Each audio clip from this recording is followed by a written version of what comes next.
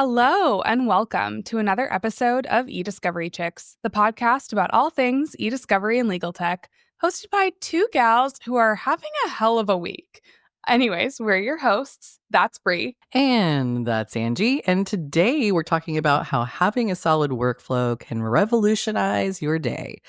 But before we get to that, how are you doing? Are you glad that it's the end of this crazy week? I am really glad. I feel like this week started off in an interesting place, but then this also Onyx Storm came out, which is the latest installation in the Fourth Wing series, which for the unindoctrinated is a romantasy series that also involves Oh, dragons. goodness. Because yes, I have fully jumped on that bandwagon. It is Oh, my happy place.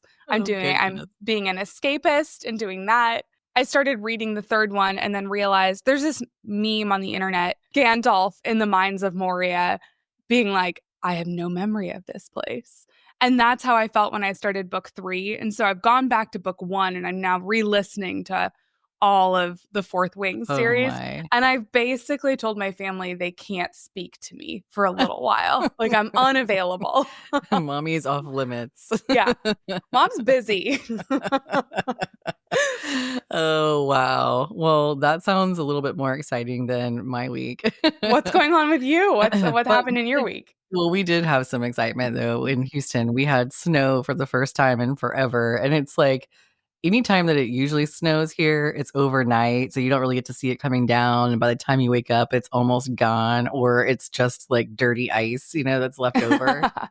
But this time we all woke up to snow coming down, like hard, white, pillowy, fluffy snow. And we got, like, some people got 3 to 5 inches in Houston, which is really incredible. Like, I've been here my whole life, and that is really not something I've seen Oh my maybe God. ever. My mom actually lives southeast of Houston in a town called Beaumont, and they got 9 inches, which is, she 9? said the last time it happened was 1960. And she actually had a picture of it, which I thought was cool. But yeah, so everybody in Houston, is like the whole world came to a halt because everybody was outside having snowball fights and trying to find things to ski with or sled down a hill. And it was really fun to see the kids outside. I'm like, this is so random. It's like 1980. There's kids out here playing with each other and not like doing it inside, playing their video games. So it was fun to see that. But working from home, like nobody understands that you can't come to the phone for a call or a meeting because it's snowing. They're like, what? We work in the snow all the time, you dumb Texan. Like, you have to get on the call. And so I And you're like, missed you don't some of it. understand. This is a once in a decade event for us here.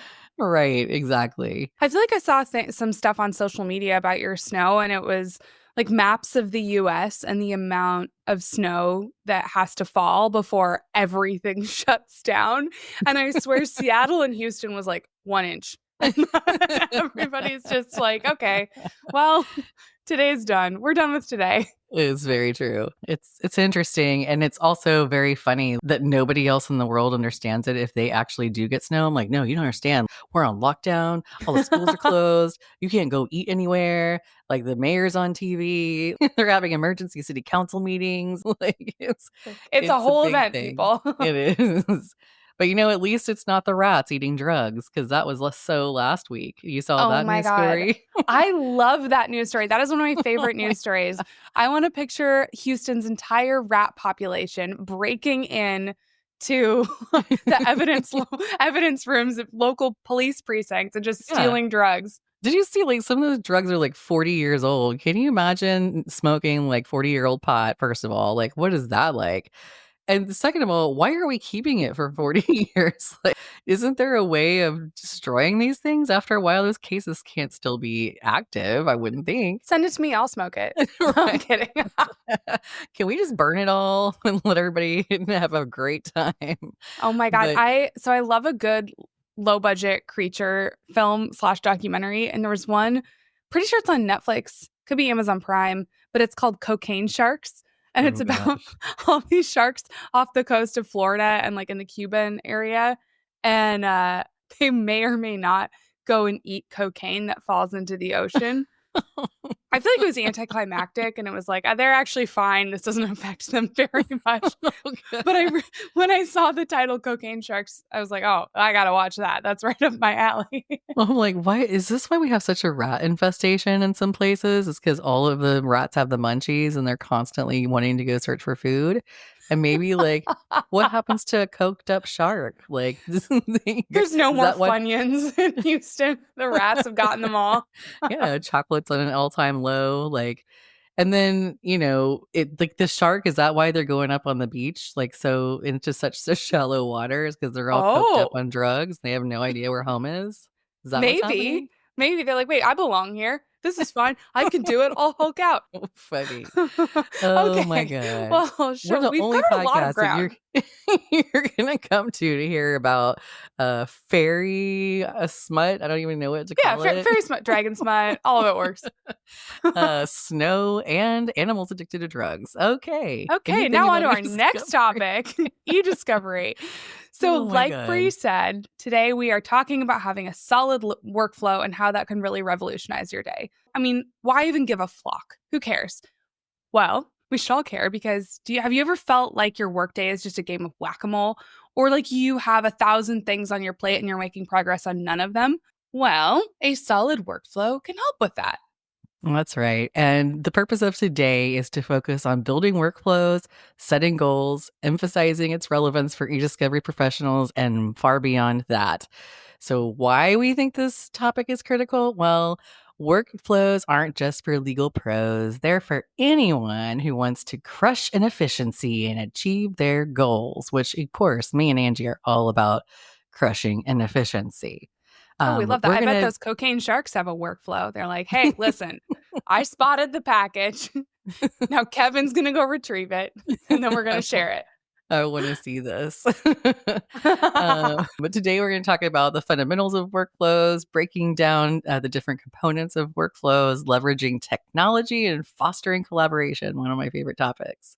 All right, let's talk about building a workflow. We want to break down how you actually do that in a way that's applicable not only to e-discovery, but just more generally.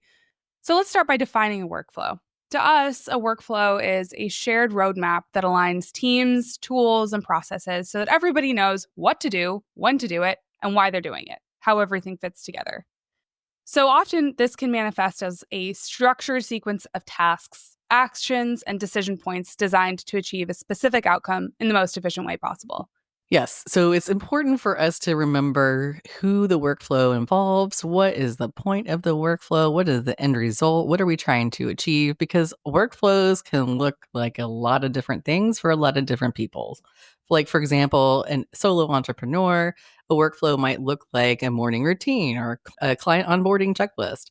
For a global team, they're really critical for synchronizing time zones, managing diverse tasks, and ensuring seamless collaboration throughout the organization. Wait, Bree, do you have a morning routine? I mean, we kind of have a morning routine. I think when you have a kid, you kind of have to like follow a certain, way of doing things. What about you? Yeah, I totally do. I do start by checking my phone because I always check my Aura Ring scores from overnight because otherwise I don't know how I'm supposed to feel about the day. And and then I usually get up and like get ready or whatever, make my coffee, but then I feel like my routine really is solidified when I sit down at my desk and start my workday because I don't open my computer. Well, I open my computer, but I don't go and check Slack or email or anything yet. I start the day by going to my calendar and transferring everything onto a paper calendar because I'm 80 at heart. And then Oh my God, you whatever my are. habit that I'm trying to cultivate is, I'll do that. So I'll usually set out like 3 goals for the day that I'm going to accomplish. Today was text Emily, text Brooke, and text Austin. Those are my big 3. It's like respond to my friends. And then I usually collect a vocab word and put it in my daily planner as well because I'm also a nerd. I'm an 80-year-old nerd, basically. That is so cool. I like some of your morning routine. I have a lot of aspirations for morning routines that I've tried over time. Like I used to have like a 15-minute, I can't remember what I called it, power session or something with myself where I had to like mentally get myself right because I was overwhelmed or I was stressed or some things were going on and I needed to keep my purpose, in life like front forward in my mind. And so I took that 15 minutes every day to like focus on that. And unfortunately, it kept like I put it on my calendar and it kept getting bumped so many times for meetings that I just let go of it. So now I'm like, nah, we're not gonna do that anymore. But so I feel like I'm not very consistent in that way, but I should be. But I like your goal Yeah. idea When I and make. started doing it, I would do actual big goals for the day. And I quickly realized that my aspirations were too lofty and I needed to regress to things like just text your friends back. My God. Mine would be like, get up 3 times to go to the bathroom and make Yeah. sure you eat lunch. Sometimes mine are just take 5 deep breaths throughout the workday. Yeah, that's kind of cool, actually. I might have to start thinking about that. Okay, anyway, back to eDiscovery. So we were talking about how workflows are really the backbone for success in terms of e-discovery. And so if you've been in e-discovery for a while, or even just a short period of time, you probably already know this. I mean, our whole industry is built along the lines of the EDRM, which in itself is kind of like a workflow. But we break that down into smaller chunks, of course, as we're trying to focus on getting different projects done or accomplish certain tasks. So when you have a workflow, you're ensuring that you're not just getting them done, but you're getting them done in a proactive and a purposeful way. You're getting them done right on time and within the budget. It's how you go from reactive chaos to proactive precision. Less wasted time, less money spent, less risk for your organization. Oof, I love that reactive chaos to proactive precision. That's such a tagline. You should go into PR or Oh, advertising. yeah. PR for workflows. I like plus one to all of that. I mean, think about your daily tasks, whether you're managing a team or you're just trying to get through your inbox or text your friends back. I mean, what's one area where a better workflow could save you time and stress? I guess I was posing that as a rhetorical question, not at you, Brie, but if you have thoughts. Work wise, I always think the repetitive administrative tasks are the ones that really annoy me because I'm like, oh Ugh, my gosh, I have to do this every single time. It's like I have to reinvent the wheel. Or if I haven't yes. been organized about something, it's like, oh my gosh, now I have to go figure out what I did last time. Like those kind of things just kind of constantly grind at my nerves and cause me some stress. And I know those are the things you could easily have a workflow around and simplify for yourself. Absolutely. I feel that way too. I often find myself having random thoughts throughout the day of, oh, I need to go do that, or I need to go do this, or whatever. And so eventually, I just developed a workflow where those random little thoughts, they all go on a page in my planner. And then at some point throughout the week, I allot time and I go find all those random little thoughts and I put them in the right place because I often, I'll get into bed at night or something and I'll realize 5 things I didn't do throughout the day or 6 things I need to buy on Amazon tomorrow. And I need a place to put them. So I just developed this sort of workflow for myself and That's so it's really smart. helped alleviate some mental load. Yeah, I like that. Well, let's break down the components of the workflow, shall we? We're starting at the very beginning. First of all, we have to have some sort of trigger. We have to define what's the beginning of this and what's going to be at the end. What's the end result? So, a trigger is going to be something like an event or a task or a decision that sets everything in motion. We have some examples for in terms of e-discovery. It'd be like a legal hold notice or receiving a discovery request. Those are two examples of what might initiate a trigger. Outside of the legal scope, this could be used in project management for things like implementing technology after you purchase software applications. Or in our own personal daily life, with Angie was doing a really great job of sharing some of her own personal workflows. But one might be grocery shopping triggered by running out of essentials. So now you have a way of doing that that's more efficient. And if you have noticed in the conversation yet, you'll know that Angie is much more on top of her organizational game than I am. It's a So, sickness. so listen to her. Yeah, I like those. I like thinking of triggers. And then, as Brie and I have touched on, we really like having things to check off throughout the process. So, I recommend setting some milestones, which would be intermediate steps that measure progress and ensure that the whole project, the whole task stays on track.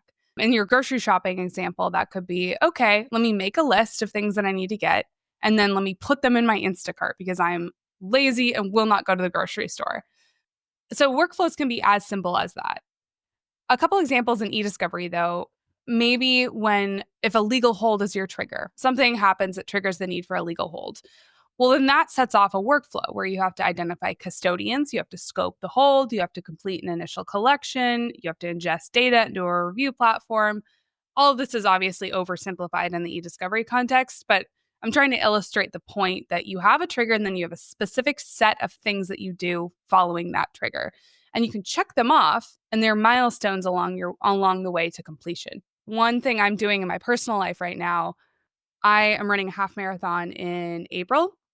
And so I've got a schedule for myself or a workflow for how I'm going to train for that. And every week or so, I've got a couple targets that I'm trying to hit. I'm trying to do a tempo run, I'm trying to do a progression run, and a distance run. And each of those feels like a milestone to me. And so I can kind of check them off my mental checklist every time I do one of those. So that's my workflow in my personal life. And I do this for work too. That's just to illustrate that you can really apply this workflow concept to pretty much anything. So I guess the final thing in terms of the key components here is the end goal, the ultimate outcome. So first, in the very beginning, I mentioned that you need to define this. So all along, you know what you're trying to shoot for. The end goal would be your final destination that you're trying to reach, and the reason that the workflow exists in the first place. In eDiscovery, some examples of this can be like maybe we're responding to a discovery request and we've got to produce documents for a court order deadline. Maybe we're generating a defensible audit trail to avoid sanctions. Maybe there's even e-discovery related processes within our organization that we want to think about. What happens when somebody leaves that's on legal hold? What's our workflow as a company? What happens with the issuance and acceptance of legal hold notices? How are they distributed? And how do people acknowledge them? And how do they get reminders?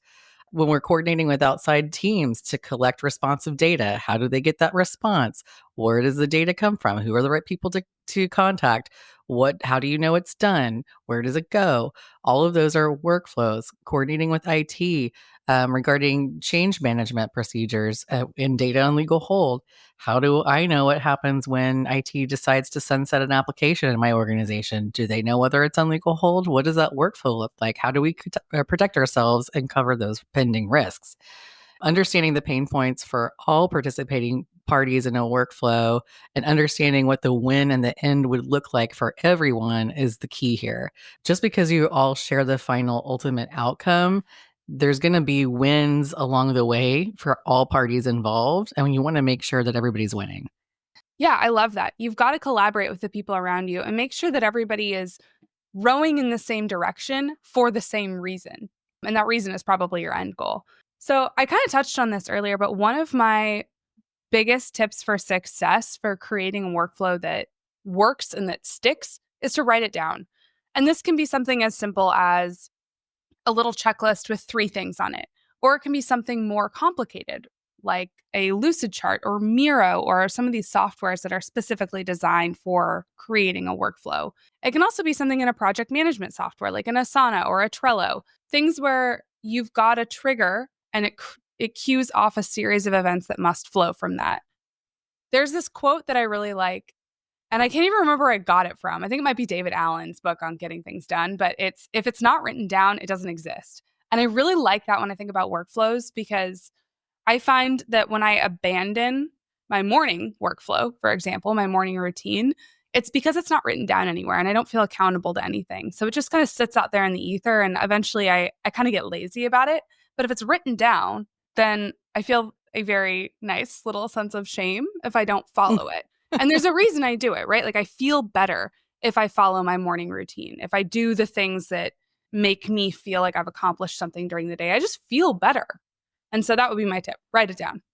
Yeah. And once you have written it down, test it. Pilot the workflow on a small scale before rolling it out to your whole team. An example might be using a single discovery request as a test case, and then you refine the process. How do we receive this? What does it look like when it comes in? Who needs to be involved? How do we communicate that to one another? How do we fulfill it? What's involved? Are there applications involved, people involved, different departments involved? Who needs to communicate and how often? And how are we going to do that? And when is it done? And what do we do with data after it's been produced? All those are questions that need to be answered in a proactive way so that you know exactly what to expect whenever this workflow is triggered. And also remember that you're going to refine your workflow as you go. I would build in some regular reviews of your workflow to identify inefficiencies or bottlenecks. And sometimes this is done even inherently, like with a company, because they've got an audit procedure. Maybe this is a like a workflow with technology where the IT auditors are going to go through there and test it and make sure, hey, we're going to trigger this workflow to take off and watch the different pieces and parts and make sure that they're all acting as we expect for them to do through an audit process. But if you don't have that built in is in your organization, you be the audit process, you know, and make sure that you're testing things, you're tweaking things, and that you're flexible enough to change if something's not working to achieve that final result that you were looking for. I love all of that, Brie. And my final tip, just to add on to that, would be to engage the team. Make sure that everybody who's going to be involved in or impacted by the final product is involved in the workflow. These are your stakeholders, the people who need buy in to ensure that your workflow is usable and efficient and the best way to get from point A to point B. So, for example, I will often have to respond to regulatory requests at work. And I know that when we get one of these, it's going to be a similar workflow, but a different iteration, right? Different subject matter, but generally the same workflow. And I know that I'm going to need to operate cross collaboratively with people from IT, engineering, PR, my superiors. And so I've kind of got a workflow going where I know that, all right, we get one of these requests. These are going to be my first 5, 6, 7 steps. And from there, I'll reach a decision point on what my next 5, 6, 7 steps are going to be. But I've got them all written out so that I don't have to reinvent the wheel. I just have to apply that process to this specific iteration. I actually, you know what? I said that was going to be my last tip, but I have one more thing to say, which is don't let the great be the enemy of the good. I found myself abandoning workflows, abandoning routines because I can't do it 100% of the time. And I think it's important to remember that your routine and your workflow are still successful, even if you're not hitting them 100% of the time. I have fallen off my morning routine more times than I can count because I had an unrealistic expectation of success. And now I've stuck with my routines for a really long time because I don't have to do them every day. My goal is to do them 3 times a week. And that feels approachable, that feels sustainable. And so don't let the great be the enemy of the good. Oh my gosh, I think that's like the most inspirational tip that you could have shared, Angie, because I've, I mean, I have suffered from that so many times. I try to achieve perfection, and when I can't, I just give up altogether. Yeah, So I love that 3 times a week is a really great goal most of the time. I mean, sometimes you might travel or whatever, and things change and throw you off your routine, but right. that's a great tip, and I need to heed your advice. But we were just, I mean, Angie's talking about collaboration, and I want to dive a little bit deeper into that, not just because it's one of my pedestals I like to stand on and preach, but it's actually true. It is the secret to success. Collaboration is key. I mean, if you think about a workflow like a relay race, if one person drops the baton or worse, doesn't even know they're in the race, then the whole team loses, which that's my favorite. Like, wait, what? Why am I in this meeting? Like, I didn't even know I was on this committee. What does that mean? Even perfect workflows, which we know that doesn't really exist. There is no perfect workflow, but the most perfect that you could be workflow, they fail without strong communication. So I think that it's key that you read the room and remember that everybody involved has a different language that's meaningful to them. You know, if you're talking to IT, you're working through an IT workflow, that workflow likely is going to involve a lot of visual graphs and charts and workflow charts and things like that that make sense to them as they engineer workflows in their environment. Whereas if you're working on a workflow with a legal team, that workflow might take on a completely different form because those individuals don't really value the information in a chart or graph so much as they might value the content of what's trying Mm. to be achieved. So I think it's important that we all agree on the language in which we want to communicate that's appropriate for each party involved. Some of the pitfalls that I have seen with workflows gone wrong are misaligned priorities. Teams are focusing on different objectives. IT is trying to heed their budget and their objectives, which might be in complete conflict with what legal is trying to do. When we can't get on the same page, we're not going to get far in our workflow. Poor communication. I just talked about how important communication is, but it really is critical if we're not communicating with each other in the right way, or we're not reaching the right people who need to be involved with the workflow to begin with. Lack of accountability is another one. If you don't have those auditing procedures kind of mapped out as part of your workflow, we're going to go back and test it and make sure everybody's doing their job kind of thing. Then your workflow could likely fall through the cracks if somebody's not pulling their weight.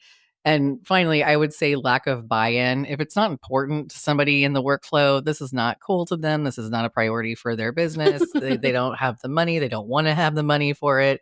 When there's not enough buy in, workflows can fizzle away into nothing.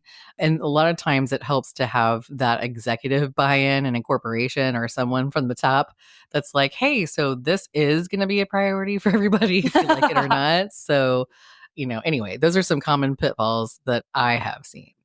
Yeah. And so how do you avoid those? What are some good strategies for effective collaboration to create a workflow that works and that lasts?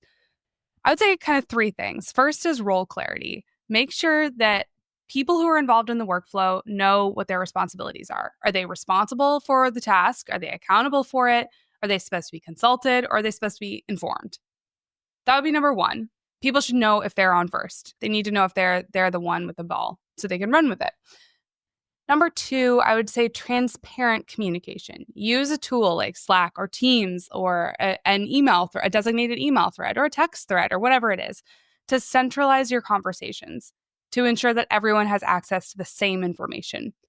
I know we're talking about this in a work context, but just to give an example from my personal life, every time we go on a trip, my husband and we have a template shared note on our iPhone and we just copy it, to the next time we need to use it. But it's got a packing list for things that we need to do before we leave the house. It's got a packing list for things that we need to pack the morning of, i.e., after our kid gets up. And it has alleviated so much stress, so much mental load. Every time we go, we know we've just got the same workflow that we need to execute, and we don't have to reinvent it every time and make a new list. All right, that was a bit of a tangent. So, my third recommendation for creating an effective workflow is to have regular check ins. Maybe that's weekly, maybe it's monthly, quarterly, or annually. You decide the cadence that works best for you and the people that you're collaborating with. But you want to address things like what's working, what's not working, how can we adjust? And it's really easy to fall out of the habit of talking to the people that you're working with. But I think asking those questions and creating space for that kind of brainstorming and collaboration is really critical to the success of teams. So let's talk about technology and workflows and how we can use it to help us. Number one, I would like to say technology is a tool, but it's not a one size fits all crutch. I heard the analogy that technology is like a high tech bicycle. It can make you faster, but you still need to pedal. And I completely agree with that. I mean, it's not here to be your be all end all solution. It's not the easy button, but it sure does make your life a lot easier. It just doesn't accomplish your final goal without your input and without your effort. There's this, I'm sure everybody's heard this garbage in, garbage out. If you don't make it a priority to set your workflows up, test your workflows, communicate constantly, make sure that your data is clean and in good working order, then you're going to regret it because your workflow, when you're using technology, is going to have errors. It's going to have inefficiencies. It's going to break down. So it's important that you make it a priority to participate and in your end of the bargain in terms of setting up technology appropriately.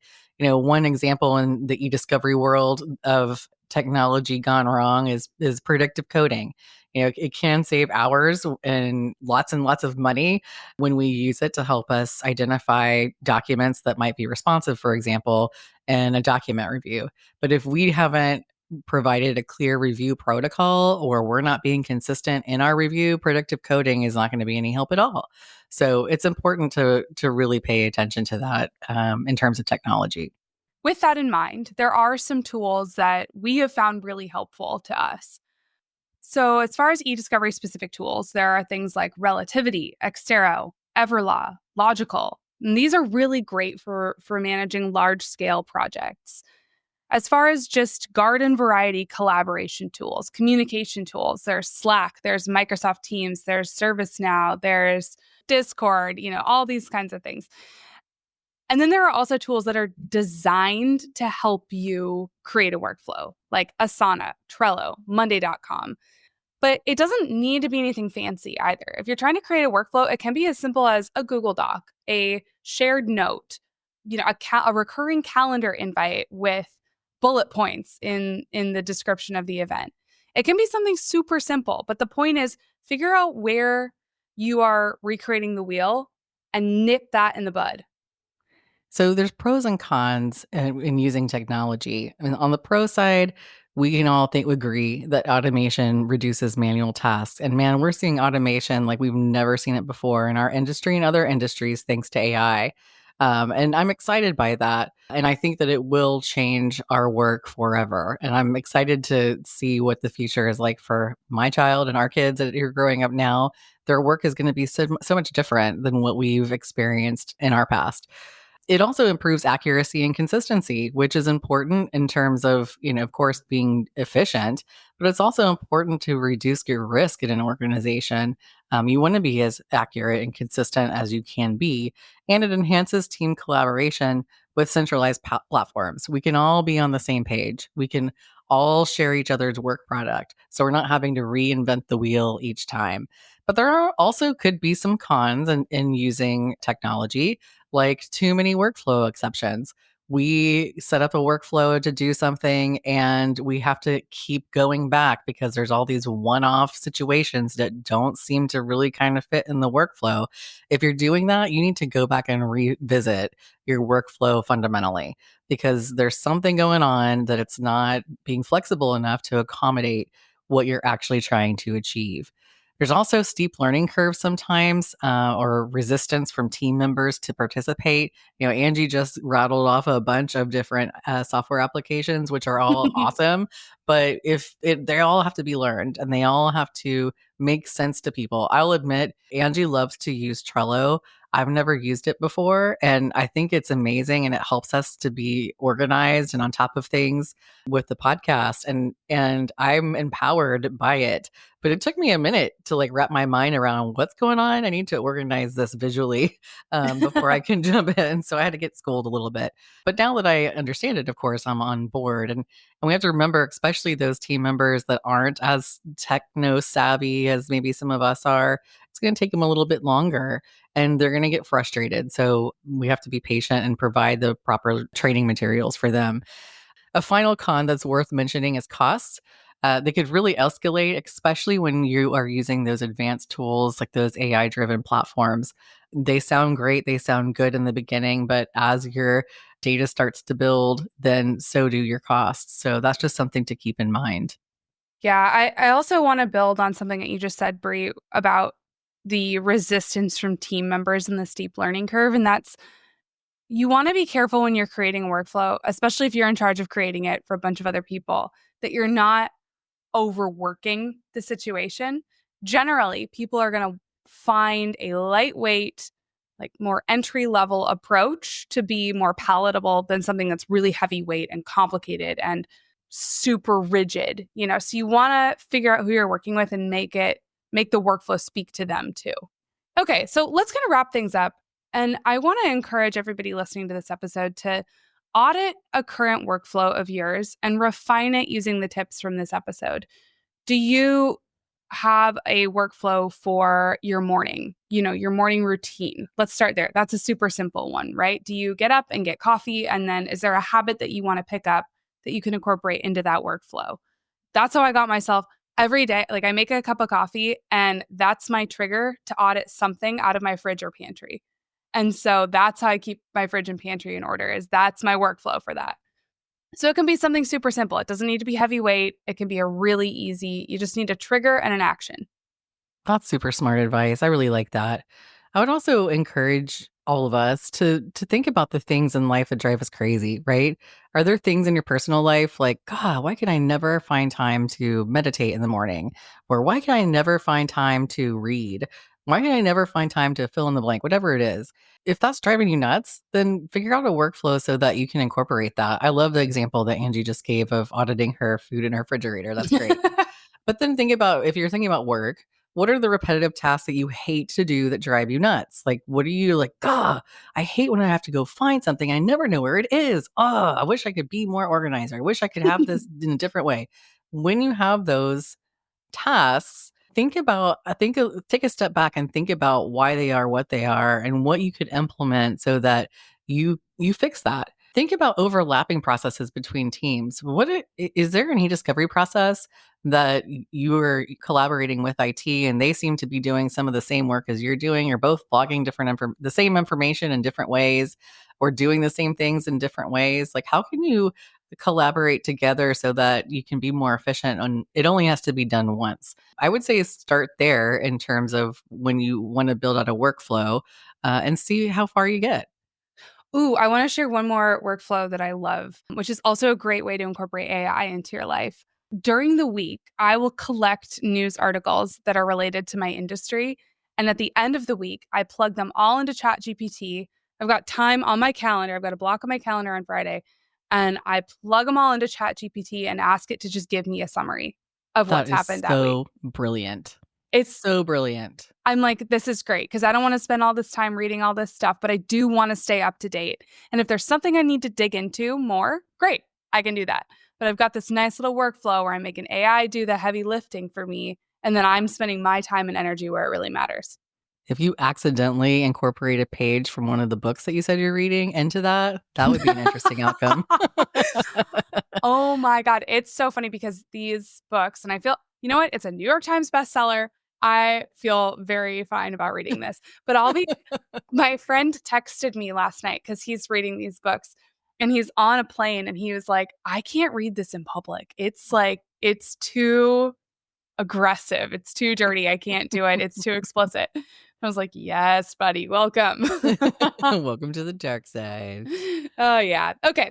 All right. That's all we've got for you today. Thank you so much for joining us on eDiscovery Chicks. We hope you learned something new, felt empowered, or just had some fun along the way. Don't forget to join our flock by following us on LinkedIn and Instagram, and check out our website, ediscoverychicks.com. If you loved this episode, share it with your network, leave us a review, or take us on your socials with your favorite takeaway. Or share your favorite workflow. We love that too. And don't forget to subscribe wherever you get your podcasts so you never miss an episode. Until then, flock on, friends. The views we've expressed today are the eDiscovery Chicks views and don't necessarily represent the views of our employees, partners, or clients. This podcast is available solely for educational purposes to provide general information about eDiscovery principles and not to provide legal advice to any specific situation. It is not a substitute for legal advice from a lawyer you've retained and who has agreed to represent you. See you next time. Bye. Bye.